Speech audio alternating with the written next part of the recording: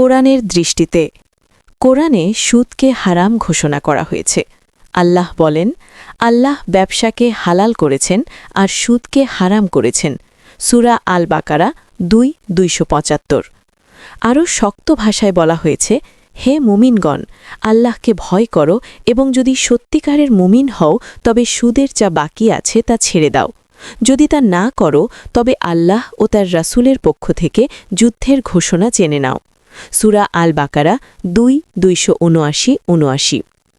কোরআনে খুব কম গুনাহের ব্যাপারে এত কঠোর সতর্কবার্তা এসেছে। হাদিসে সুদ। নবী সাল্লাল্লাহু আলাইহি ওয়াসাল্লাম বলেছেন, সুদ গ্রহণকারী, সুদ প্রদানকারী, সুদের লেখক এবং এর সাক্ষী সবাই সমান গুনাহগার। সহিহ মুসলিম।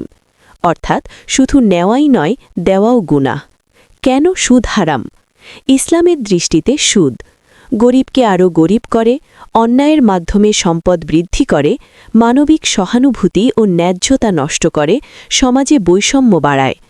ইসলাম চায় ঝুঁকি ও লাভ ভাগাভাগি, শোষণ নয়। ইসলামী বিকল্প কি? ইসলাম সুদের বদলে অনুমোদন করে ব্যবসা, মুশারাকা, মুদারাবা, ভাড়াভিত্তিক লেনদেন, ইজারা, মুনাফা ভিত্তিক বিক্রয়, মুরাবাহা।